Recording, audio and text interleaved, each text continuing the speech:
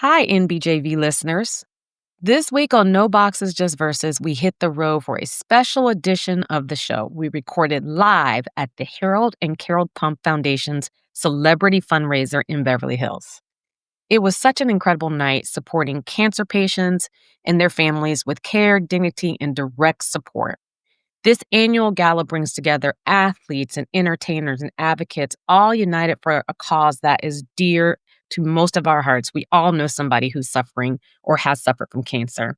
I even got to bring my family along. Two of my sons and my mother got to attend the fundraiser. So listen, instead of our normal studio setup, this week's episode is captured full and live with lots of energy, lots of buzz, lots of B-roll. So if you want to see the red carpet moments, the pictures, even some of the surprise celebrities that were in the audience, head on over to noboxesjustverses.com or to any of our social media pages, all of them also at No Boxes Just Verses, where you can get some of the videos and some of the pictures and live that moment with us.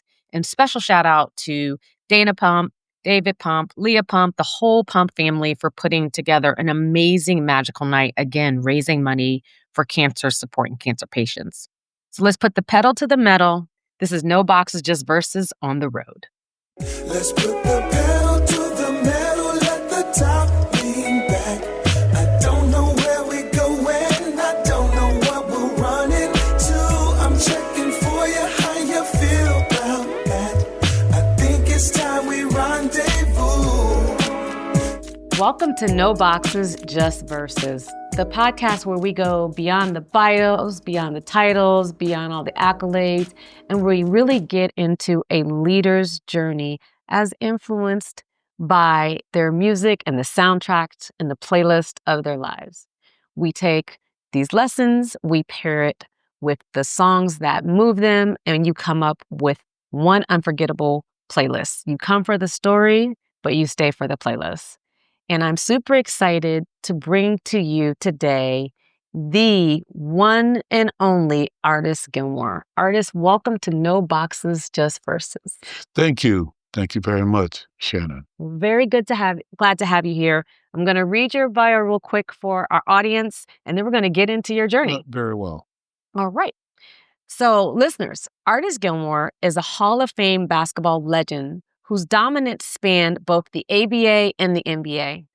Standing at 7'2", he began his rise at Jacksonville University, leading the team to the 1970 NCAA championship game.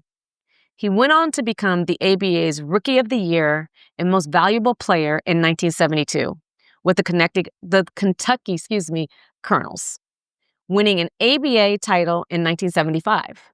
After the ABA and the NBA merged, Gilmore started for the Chicago Bulls, the San Antonio Spurs, and the Boston Celtics, earning 11 All-Star selections across his career. Known for his quiet leadership, his defensive power, and remarkable efficiency, he still holds the NBA's record for highest career field goal percentage at nearly 60%. He's been inducted into the Naismith Memorial Basketball Hall of Fame, which happened in 2011. And he also remains one of the most respected big men in basketball history. That's quite a background. But everyone has a origin story and a start. And so can we start off with just you sharing with our listeners, who is a young artist? Where do you grow up? What's the fabric of your start before you become this basketball legend? Well, Shannon, I grew up in Florida, native Floridian, in a little small town called named Chipley, Florida. Huh. That's in the Western Panhandles. And, if you kind of look at Florida like a diagram, it looks like a handgun on the map. Oh, wow. And as you go out on the barrel, the center of it would be near my hometown and out west beyond Tallahassee. But anyways, my family, we had very little. Well, that's not true. We had nothing. And there was 6 boys. Wow. And including two girls, and my father and my mother was really struggling to put food on the table, and as that portion of my life continued, it was an incredible challenge, educationally for my family and the support that we actually had, just supporting each other. But as I move forward, later on, I developed this little bit of a skill in athletics, and I was able to move forward with the assistance of a number of hands moving me forward. And so from there, I was able to go from that struggle to a different kind of a struggle. I mean, during that time, the racial integration, I mean, was really, really very intense. I mean, in fact, my freshman year in college, Martin Luther King was assassinated, and it was just terror across the country. Wow. And in so many ways, and in fact, Robert Kennedy, just not short time before, had been assassinated. So there was a lot of negative things going on in the country, but instead, in my life, I was working to try to move things forward, especially academically, struggling because of that background that I shared with you earlier. But things happen and falling in the right place, and right opportunity came about, especially starting off at junior college in preparation, just preparing myself academically to be able to move forward. So you went to a JUCO first Yes. before, and were you so what was, like, recruiting like back then? Like, were you already 7'2" by the time you were, like, No, going into JUCO, or did you grow after? yeah, I grew a little bit Okay. because I remember when I turned 18, you went to the local board, and that's when you register to go to the military. Yeah. And they were drafting young kids in really early, and they trained them for 6 weeks, and then they were sent straight to Vietnam. And that was a little fear for me. But when they measured me, I was just above 6'8". And so that was the cutoff limit to bring individual like myself into the military. So you couldn't do that. But at that point in your life, did you know you wanted to go to college and play basketball? Like, was that Well, a dream? no, not at all, because of that really challenging background that I shared with you earlier. There was nothing, not a dream, a thought, eh, in referencing to the possibility of moving forward, getting a scholarship and education. That was just totally out of the question.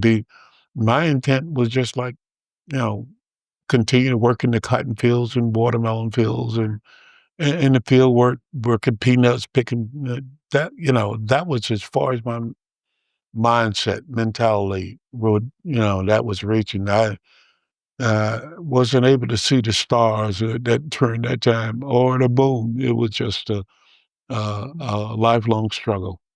So what happens that after the draft is happening and you're too tall to go to Vietnam, like, what happens, like, who's in your life that helps you decide that you are going to the JUCO? And obviously then you wind up, you go to college, you go to a 4-year college after that, am I right? Or Yes, right, like, but who's in your exactly. life to do that?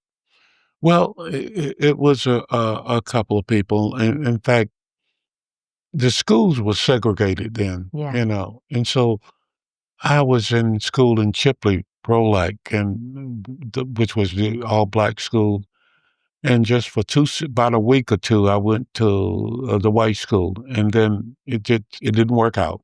So then that's when I departed from the state of Florida and went across the line 30 something miles up to north to Dothan, Alabama. Mm, And that's where I entered high school and was able to get some assistance. Well, from the coach. mm. He had a chance to watch me kind of work out, and he thought that he would be able to help and mainly be able to move forward. So was a coach that kind of said, "Hey, this is a pathway I can help you with if you." willing Well, to. yes, absolutely. That was the thought that, and here's an opportunity for you to work hard and graduate from at least graduate from high school. And Right, which at that point, like you said, was like yeah, that was the ceiling, kind of. that was to reaching for the star, the moon. That was the moon back Yeah, then, yeah, right? yes. And so, but then once you like start going to the JUCO, you've exceeded the moon. So are you like the first person in your family or friend group to like get to that part of Oh, that moon? absolutely. Yeah. At first, Yeah. and and in fact, Shannon later, a little later on, that was the emphasis when I had an opportunity to sign a professional contract earlier at the end of my junior year because of the success that we, the team, and myself personally enjoyed. That provided me an opportunity to sign an early contract, but I chose not to because I wanted to graduate from college and be an example for my younger brothers and sisters. And so at that time, considering the struggle financially that we all were experiencing, is was continue to be my choice to remain in school to get the education, So complete you my. you realize at such a young age, this leadership quality that you are showing is about, you know, it is a long game. It is a game of chess. It is not a game of checkers. Because you could have taken the fast money, but you were already thinking about how do you make generational changes. Like Absolutely. you could make generational changes with that degree or your whole The- community. yes. To be an example, and certainly for my younger sister, she was able to complete uh, graduate from college and on a scholarship, basketball scholarship, and from there she was able to get a master's and a doctorate degree. She got a Yeah, doctorate. so Wow. yes, and all I think because I made that decision as a first to Yeah. be able to move forward. Uh, Yeah. That's a lot of yeah, responsibility set that example. at that age Yes, yes, and at that time. yes. But I think it is an extremely important leadership quality. Um, and you had that very early on in your life. I exemplify that, show the examples of that, but I didn't know how to bring it all together Yeah. until they just sort of as a development and learning from uh, experienced people around me Mhm. that was able to move forward and develop that skill. So that part works for you, right? You wind up, like you said, you got to get this degree. You wind up, however, you do wind up going to play basketball. So take us through how that happens. Being able to move forward in basketball, certainly starting in this junior college, which now is a beautiful, thriving 4-year institution. Gardner Webb was just a 2-year. In fact, the intent was to add a 3rd year during the time that I was there. But because I felt that uncomfortable there at the end of those 2 years, and so I decided to move forward, and then that's when I was able to transfer to Jacksonville University.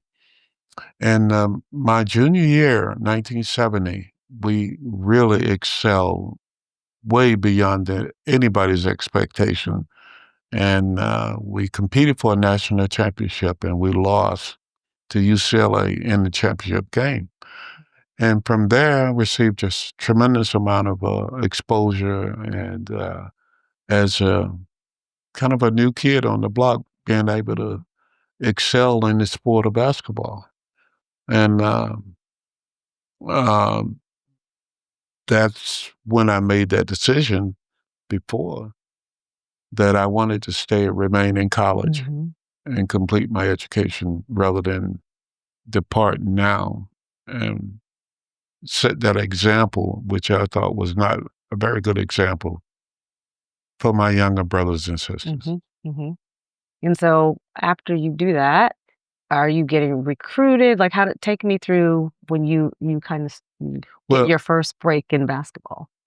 yes, after I made that decision, Jacksonville, and we excelled, Yeah. and the following year, my junior year, we was kind of expecting to do much better, but of course we end up losing the first round, and that's when I was ready to make a decision uh, to sign with the ABA instead of the NBA. And even to this day, there's still questions. Why did I make that decision? Mm.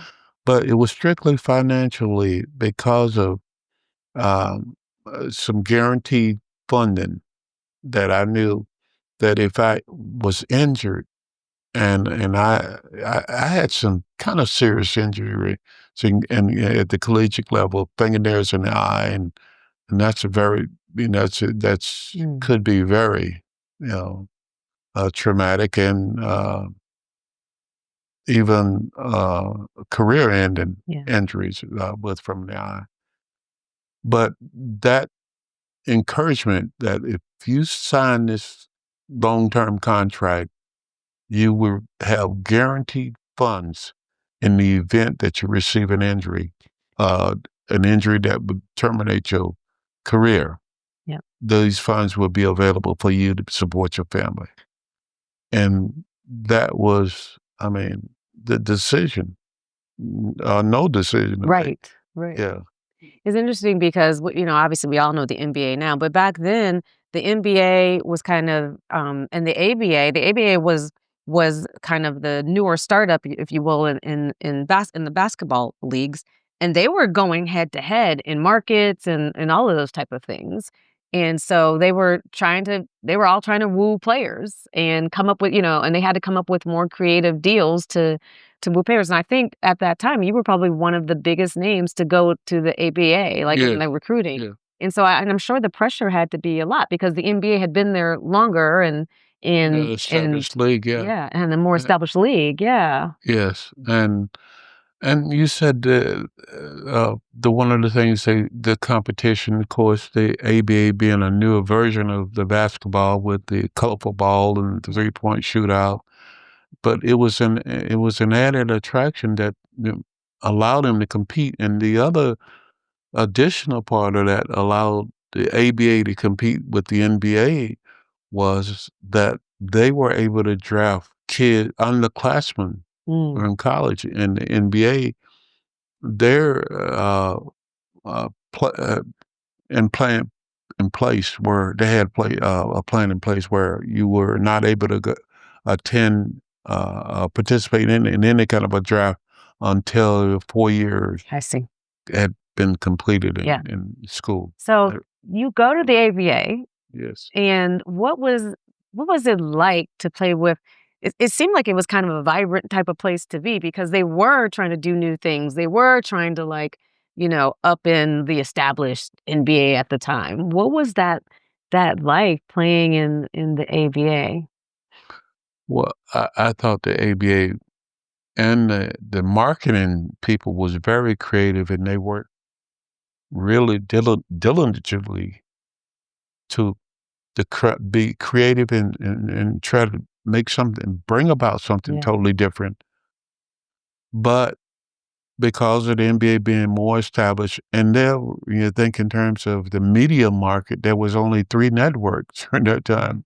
And once the established NBA had that coverage, and the ABA really trying to survive off of basically, the fans and the little small sponsorship they had, it would just made it very challenging in the financial Mhm. area. But that was part of the competitive part of the 2 leagues. Mhm. Well, eventually they merged. We all know this. For the most part, the NBA and the ABA, for the most part, merged. I guess, we were talking earlier in the prep here. There's one team that holds out, and they wound up doing quite well for themselves, and that's St. Louis, Absolutely. right? Yeah, Yeah. St. Louis Spirits, yeah. I mean, it was just, phenomenal. We talked about the 4 franchise that came in as expansion teams, and, this one team, the, the St. Louis Spurs, they chose not to take the finances and defer it over a period of time, and that deferment turned into just, lots of, funding for them versus the ones that took the Right. quick money right Right. at that point. So you wind up now going in the NBA. Now you are in the NBA, Yeah. right? So what was the first team you wound up playing for? Oh, it was It Chicago was the Bulls, and because you're proudly wearing your Bulls right yes, now. yes, and, they sent this to me, and oh, I appreciate that. Yeah. But, yes, I go back to the Bulls, and they, um, originally had my rights, and so Oh, I that's see. when after the dispersal draft, I was their first choice. I see. And how long do you stay in Chicago? I stayed for 6.5 years, Yeah. Yeah. and, the last half year, I played with Michael, and then the second half of the finishing of my career, I played with, Larry Bird, so that was just, kind of a neat way to I mean, two of the greatest players of all time. yeah, But you just like, yeah, I played with Michael, I played with Larry. yeah, That was, I mean, I can't even imagine those yeah, experiences. nice way to finish or a really great way to finish your career. Yeah, yeah. So, I mean, my goodness, before we get to finishing your career, um, like you said, you stayed with the Bulls for 6 years. You actually even wound up playing with Michael. I mean, looking back, where you are at that point with the Bulls, looking back to this boy from this small, tiny, teeny town in like the gun part of Yeah, yeah, Florida, right? the barrel The of a gun. barrel of Florida. That I mean, at that point in your life, you have exceeded the whole town knows you. The whole county knows you. Like the whole, I mean, like you've exceeded everything at this point. What did you ever look back and go, how did I get here? Or were you like, no, I worked really hard to get here? Like, was there ever a time where it was just like almost a little overwhelming that actually happened for you? Well, I think everybody experienced that, Yeah. there's well, looking back, um, if you're not a strong, special person of belief, whether you're a Christian or what, you had to have something to allow you, and you look back and you evaluate what happened and how did it happen.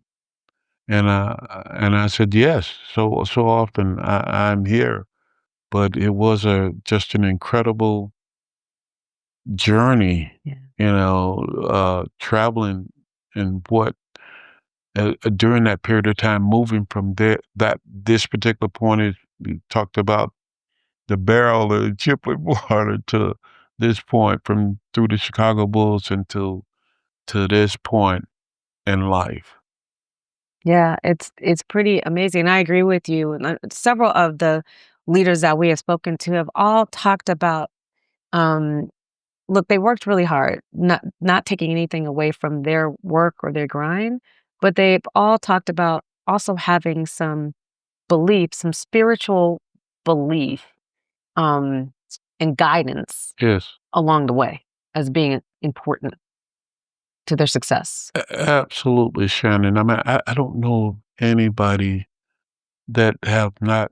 It doesn't have to be a Christian, Yeah, but you have that belief that provide that inner strength for you to be able to move forward. yeah, Some days you get up, it's oh man, but when you reach back and and and ask for that energy, yeah, it's available to you. yeah. I talk about it in a previous episode. We talk about also just on the spiritual side of it. We talked about the saying that your steps are ordered. and part of it is you actually diving into the order, right? Which is hard for us to do because you think we think we know, and it's like, what do you mean we got to believe our steps are ordered? But in your situation, I think it's very accurate that there was an order there, and it could have. Probably were people who thought when you didn't take the first deal that was offered to you, and you're like, no, I got to set this example for my family, that you had blew it. Yeah. You had to, but you had to believe in something to say, no, I'm not. I don't care what you naysayers are saying to me. My steps are ordered. Yes. Right. And it's one of my favorite religious songs, "In Order My Steps." Yes. And yes. We're putting that on your playlist. Yeah, We're definitely putting that on your playlist. Okay. It's a great song, but it's true. Yes. I think I really do. Yes. Believe that. So, like I said, we're at a point where, like I said, he's played on teams with Michael Jordan, Larry Bird. Like you've had this career. Then you go on to play with other teams and other iconic folks. So take us through the rest of that journey, because at this point, it's normal to you a bit. Yes, after leaving Chicago the first time, I went to San Antonio, and I'm playing with the Iceman, George Gervin, who's just an incredible icon, especially in San Antonio and across the nation and across the world. But it was just another a move. In life, in my life, to allow me to gain growth and continued experience with working with that organization and my dear friend now, George Gervin. Yeah, man. Yeah, yeah.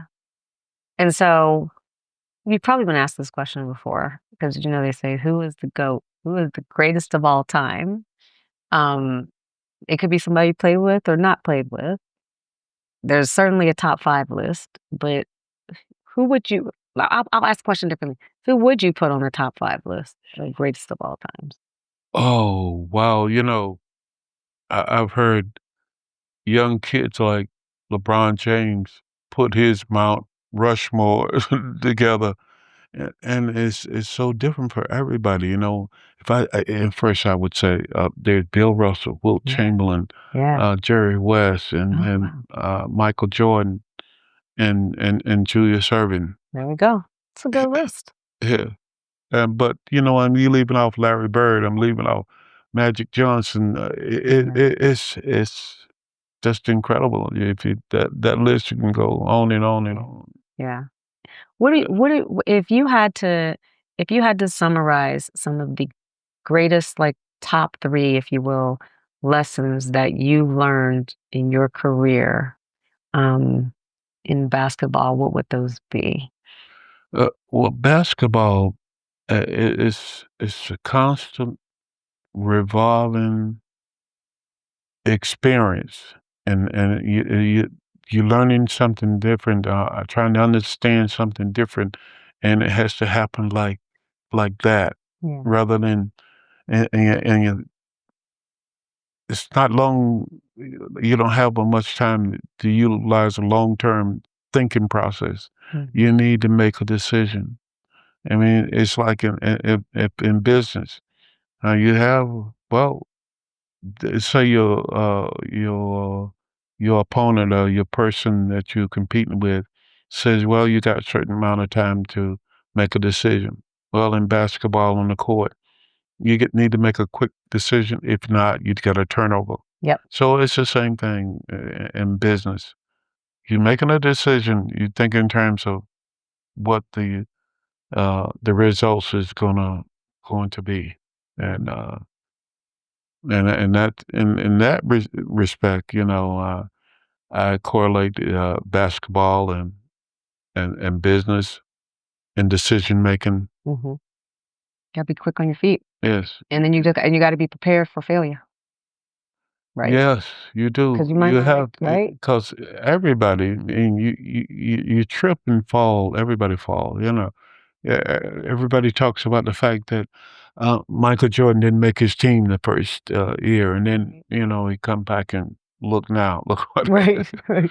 But and everybody, and I remember sitting on the end of the bench, but you have to find a way that you need. How are you going to move forward? Need a plan. You got to make the decision quickly. Yeah, yeah. So once your basketball career is over, take us through that next kind of step and phase in your life. Because a lot of people have, I mean, I've heard for a lot of celebrities and athletes, sometimes that transition is just really difficult because they've been doing their sport, their craft Yeah. forever. Well, now for me, I'm living in San Antonio.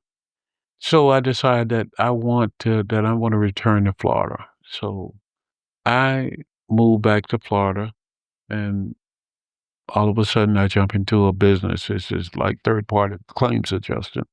And I had no experience in business. I had no knowledge. I, I hired people to make decisions for me, my lawyer, so I said, not worry about it. But making that transition Mm. from on the floor to being in the business, and it was really, really, it was pretty challenging. I wasn't ready for it. And then a growing period, my business did not work out really well. So I had to work in some other area to move forward. I worked for a company, and then I become a special assistant to the president over at Jacksonville University, where I graduated from, and start doing radio broadcasts and watching my grandkids move forward and my family and making my daughters making great decisions and with their lives. Then I said, I look back, I said, well done, well done job. Well done job. How many daughters do you have? I had 3, but I lost one 4 years ago. She's the one provided me with the grandkids I have now. Okay. And clearly, you said an example for your extended family, your siblings, and what I was trying to say is in your extended community, so many years before you even had your kids. Yes. So by the time the kids come around, I mean, there's like a blueprint for them, actually. Yes, right? yes. In fact, we talked about my little town, Chipley, over in the northwestern panhandles. Right on the barrel of the gun. Right on the barrel of the gun. In fact, they named the park. They an Artis Gilmore Park. They're a little small, and so I am honored and for those thoughts and looking back and thinking how difficult it was growing up in that little town, and you go back and there's a park. They named the park after. So that was. It just brings it all full circle. This is one of my favorite parts of the podcast. We're going to get into your playlist. Let's kind of go through some of those, what some of those songs could even be for you. Okay. The one especially, Sly and the Family Stones. Yeah? And so I remember playing a little 45 on a little small 45. Let's see, we are, what's the name of it? Everyday People, that's it. Yep. Is that the same song that I think it got remade for when I was, like in the 80s, when I was that song, Everyday I think it got I Am Everyday People. Mm-hmm. Yeah, it did get remade. I love that song, but I think they did it first. And it's got such an incredible message in that song, Okay. And I would play it on my 45. I said, well, we got to live together. And this was, talk about the very tense relationships during that time. That is definitely, as I'm thinking of the song in my head, it's like, we are this different folks for different strokes. Right. People. Yeah, I remember it. Yeah. I remember it. I was born in 1970, so I wasn't there when the song came out. But I feel like it was a song that was played throughout the 70s many times as a kid. Yeah. So, Yeah, it's a beautiful song. Yeah. Okay, we got that for the playlist. Now let's move to now you're like Mr. Basketball player with the Bulls. I know y'all are listening to music. I saw Michael Jordan's documentary on whatever it was on, I forget what it was on, where he's got his little Walkman on his ear listening to music. Yeah, it was Walkman then. Yeah. Yeah. What are you listening to then? Curtis Mayfield and the Impression. Keep on pushing. Curtis Mayfield. Yeah. And the Impression. The group was the Impressions. Oh, he was a part of the group. Yeah, he was the lead singer. Curtis Mayfield. Impressions. I learn something new every day. I've heard of Curtis Mayfield. I didn't know about the Impressions. Yeah. I'm so proud. Yeah. People Get Ready. Get Ready. Is that one of your faves? Oh, yeah. People Get Ready is a favorite. I'll take a picture of that one. That's your soundtrack. And so let's go to, okay, now you're in San Antonio. What's playing in San Antonio times for you? I think Michael Jackson. Yeah, lots of Michael songs, huh? Yeah. You have a favorite? Billie Jean. Billie Jean is a classic. That song, as I vividly remember Billie Jean as a kid. I remember music videos and stuff that just started coming out. He had the Thriller music video stuff, but Billie Jean, I remember. I think that's the album cover where Michael has on the white, whatever jacket. Yes. He's got the jerry curl. That's when he had, yeah, or the fro kind of curl thing going on. I think maybe it was a fro. I don't know. But Billie Jean was an interesting song because as a kid, I know all the words, but really, the words are interesting because it's like she's basically saying that you're the father, but the kid is not your son, right? Yeah. It's hilarious. And a lady came out with another version of that too, but she tried to, but she tried to say that he was no, the father? that was a song. No, another like a lady who made a song. Yeah, but it was a good, nice song. But it's a nice song. Can't remember who. I don't remember that one. Yes, I definitely remember Billie Jean. I remember Billie Jean. I remember Rock With You, because everybody was doing that Dance the Rock. Yeah. So I remember that. Those were, I don't know, music was really funny and good to me. Then, so we got that. You come back to Florida. I returned to Florida. Yeah. What would be kind of the soundtrack of the come back to Florida days for you? I love the Temptations. Yeah. And I guess my favorite was Eddie Kendrick's "Keep On Truckin'." Keep on trucking. Yeah, that's a good song. Yeah. And that's what you were doing, keeping on trucking. Right. Right? Right. You had to try some new stuff you never tried before. But the thing about somebody who's been a winner for a long time, I listened how you said this. You were like, I tried some things, didn't work out. So you failed. So what? You got back up. You kept on trucking. Right. Keep on trucking. And ultimately, a big part, I also listened to what you said about, because family is obviously very important to you. Spiritualness is very important to you. Yes. And you said, one of the things that is a true measure kind of wealth is you're like, let me tell you about what happened with my kids. Because ultimately, that's your legacy. Yeah, exactly. Right? You can't keep the money when you die. That's right. But this legacy with daughters and grands is... Continue to move. That's wealth. I look at that. What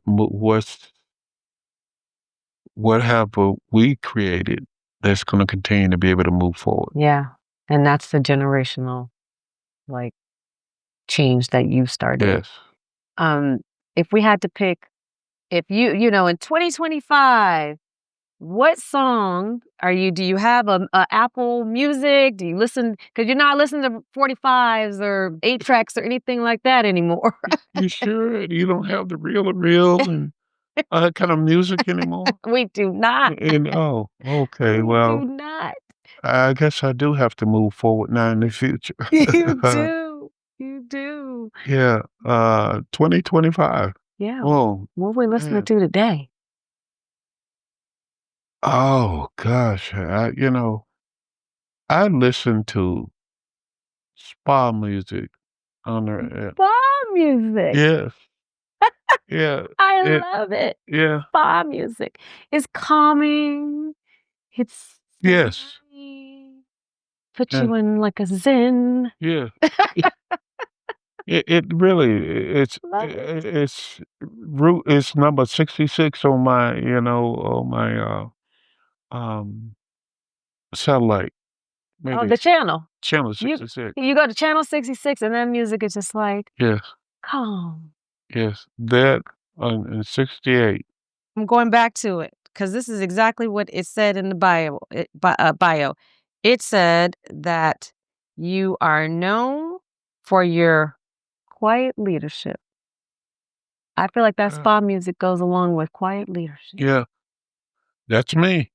That's me, and that's exactly what at times when I feel like my blood pressure is not where it needs to be, then, I look at that calmness, look for that calmness, and I find it in the music.